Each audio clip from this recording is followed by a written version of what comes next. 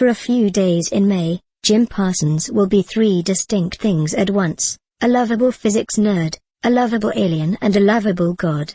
The 8th season of The Big Bang Theory comes to a close on May 7th. 2 days before that, Parsons will step onto the Broadway stage to play the Almighty in An Act of God, which runs for 13 weeks. If you're feeling extra ambitious, make that a triple header with Home.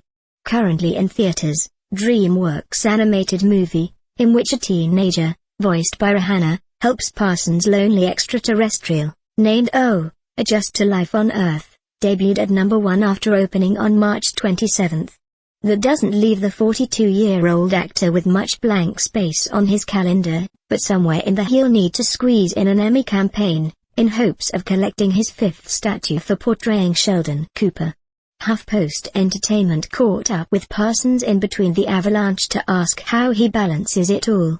Memorizing all the science jargon Sheldon says on The Big Bang Theory can't be easy, and now you have all this biblical talk to learn, too. Does it become overwhelming? It's a funny thing. I have a couple more episodes to shoot, and then in the past 2 months I've been doing all this press for the animated movie Home. Every moment I have a chance to drink coffee in the morning or a moment to read, I'm like, you should probably run some lines. You should run, the 9th commandment or whatever.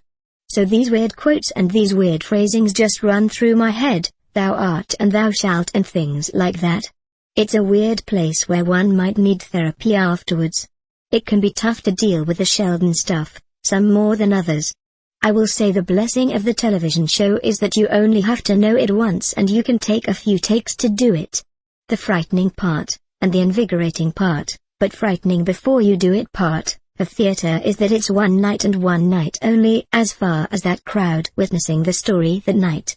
But certainly a television show and doing 24 episodes in 9 months, you have 5 days with each one and you're just never, ever going to know it at that level that you can know something you're doing at the theater.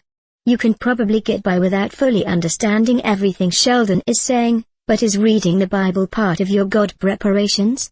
Well, with the Sheldon stuff, the science stuff, the strongest part of my research would be just learning to pronounce things. And secondarily, I do always make a passing effort at trying to figure out what the hell this might represent.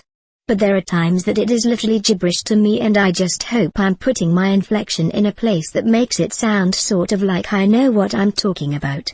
The God stuff is actually a lot easier to understand. You may not want to always, but it really seems to be easier. Partly because I took a lot more God, if you will, than I took science in my lifetime because I was raised going to church every Sunday. So we don't touch on anything in this play that is unfamiliar to me. In fact, I think it's been more about touching on things where I go, I haven't thought about that in a long time. Old stories from the Bible come up. So in that way, no. The biggest thing I've done so far is make sure I have really strict in my head the precise definitions of omnipotent, omniscient and omnipresent because they come up several times, and every once in a while, when I'm running through all these lines, I'm like, wait, which one of the O's is this? And it helps to remember exactly what each of those is. I mean, I know what they are, but every once in a while you're like, shit, is it omnipresent or omniscient right now? Context is everything.